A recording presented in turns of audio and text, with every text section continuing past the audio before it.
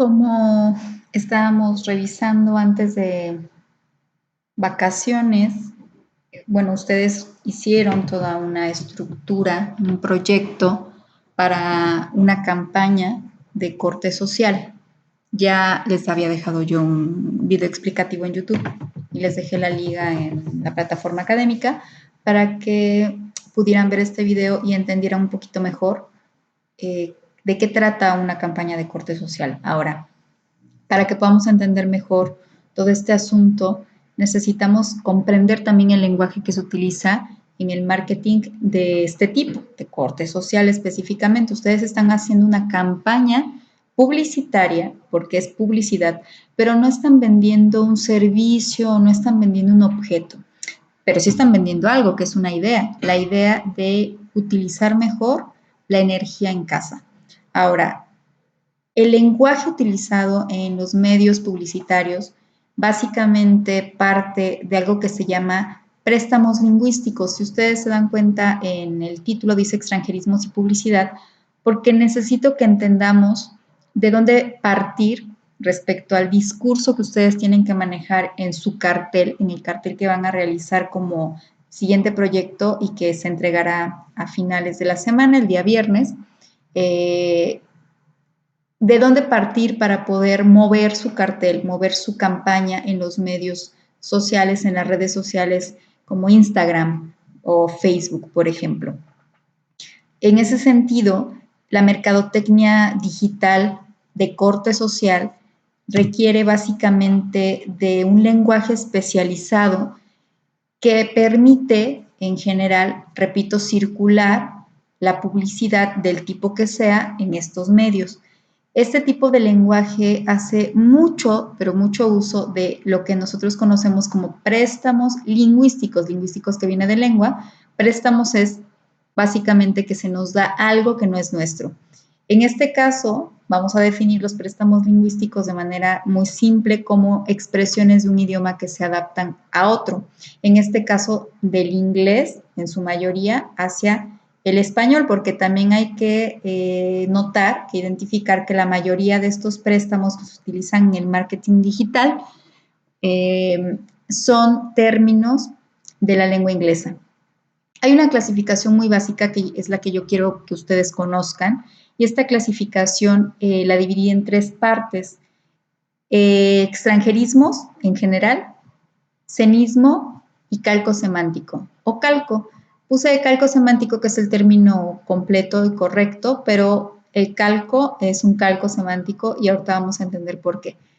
Los extranjerismos básicamente son préstamos lingüísticos, es decir, expresiones que van de un idioma a otro, y en este caso pueden ser de cualquier lengua, desde el francés al español, del español al inglés. Por ejemplo, me he percatado, y no sé si ustedes han visto, que en Estados Unidos ya se utiliza mucho para saludar a alguien el hola.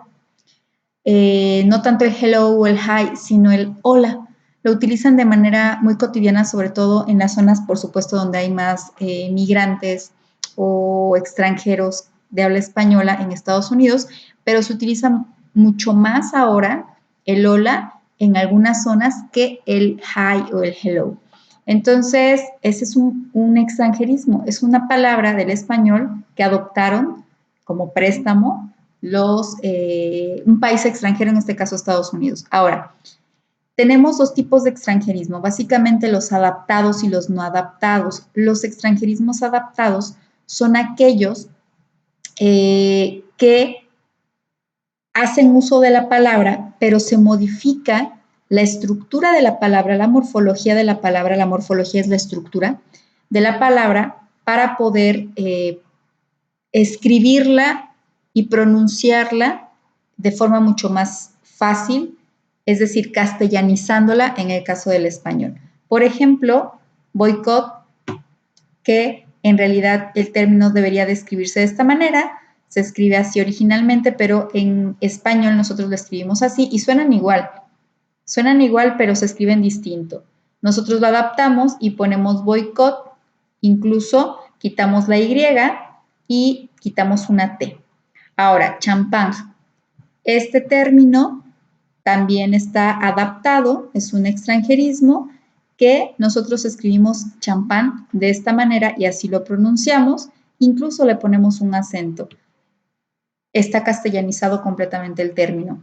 Hay no adaptados también, claro que hay extranjerismos no adaptados. Por ejemplo, webcam, en este caso, se escribe tal cual. No se modifica la morfología, la estructura de la palabra y se mantiene de la misma manera. Bye también se mantiene.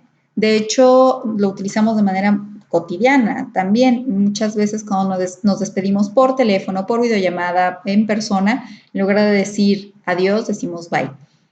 Y se escribe del modo en el que se escribe originalmente en inglés. Ballet también se escribe igual que en la lengua original. Estos son los extranjerismos. Si se dan cuenta, son préstamos lingüísticos que se pueden adaptar o no a la morfología de la nueva lengua, de la lengua que los está adoptando. Ahora, el cenismo, a diferencia del extranjerismo como tal, es una palabra extranjera que se utiliza en otra lengua, pero que mantiene la estructura, y no solo la estructura, sino el significado de la lengua original.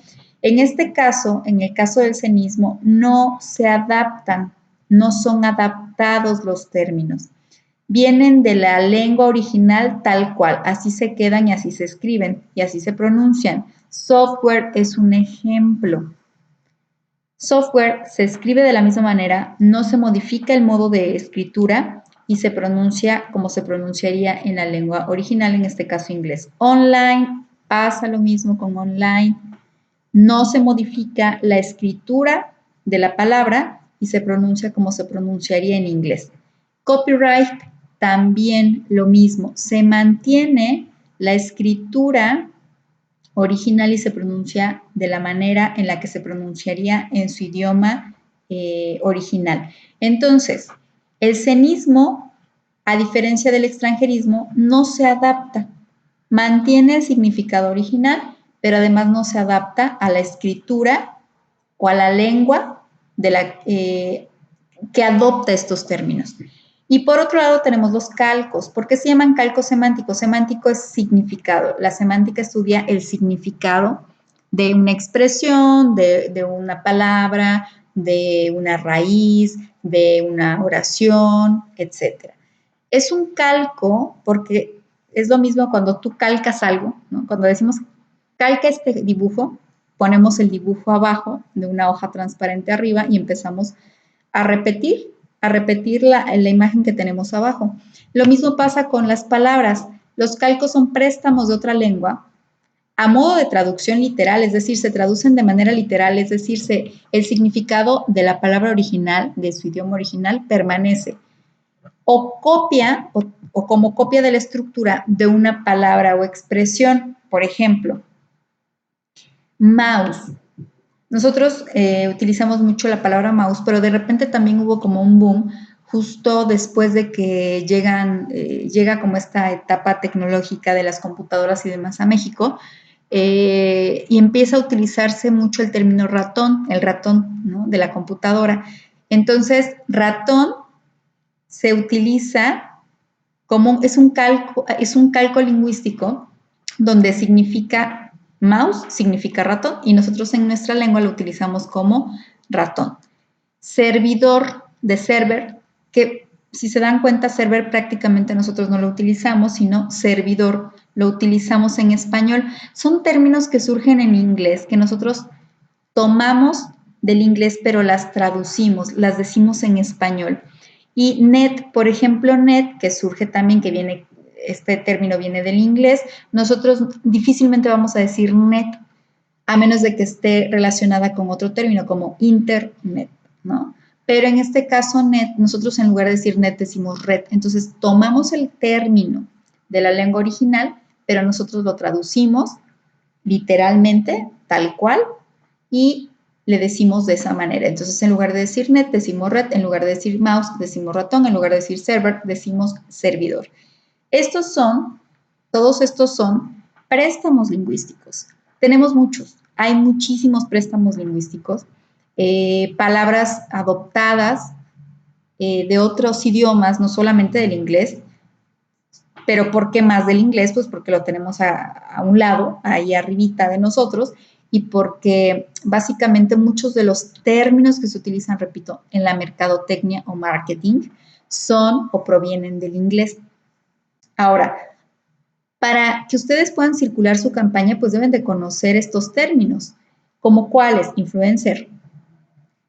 Los influencers, por ejemplo, de YouTube, que supongo que es lo más cercano que ustedes conocen, o los de Instagram, por ejemplo, ahora que está muy de moda el TikTok igual, estos son influencers, es alguien que influencia a alguien más y que tiene una facilidad increíble para venderles cosas. Ustedes mismos se darán cuenta que en YouTube, cuando ven un video de alguien, Luisito Comunica, por poner un ejemplo, saca comerciales, ustedes ni siquiera a veces se darán cuenta de que es un comercial y ya les está vendiendo algo, un celular, cualquier producto, ¿no? Cualquier producto, y lo hace, ¿por qué?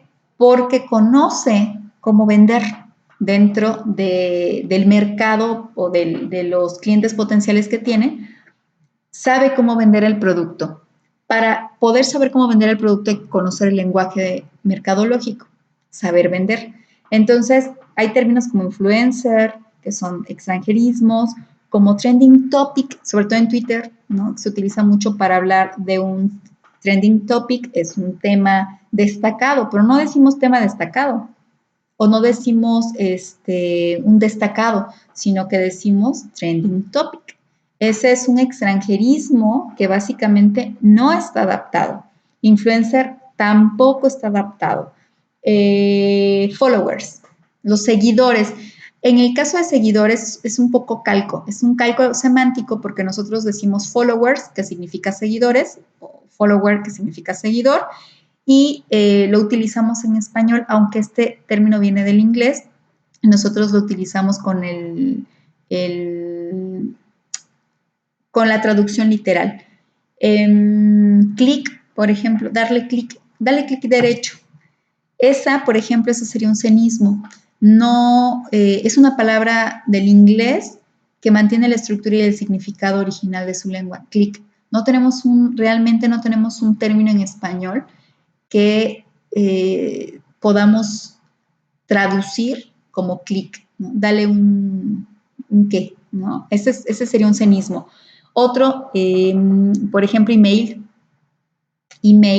que también es un correo electrónico, parece si tenemos, por ejemplo, un calco, sería un calco semántico, pero básicamente email es el término que más se utiliza. Todos estos términos que se utilizan para hablar de redes sociales, para hablar de tecnología, para hablar de mercadotecnia.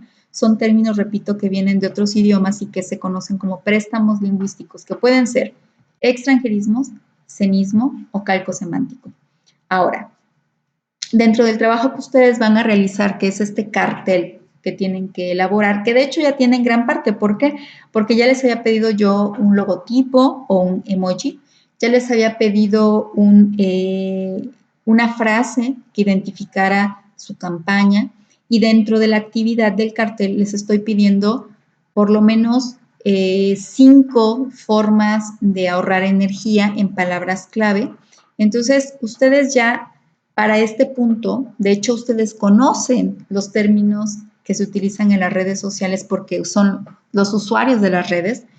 Lo que tienen que hacer es justo integrar todo este conocimiento que tienen de cómo circula la información. Cuando ustedes suben una fotografía a Instagram, o cuando suben un video a TikTok, o cuando suben una información, incluso un meme a Facebook, todo esto lo hacen sabiendo cómo lograr que esa información que ustedes suben circule más fácil. En Instagram suben la foto, le ponen un emoji o le ponen un GIF o le ponen yo qué sé y le ponen, etiquetan a alguien.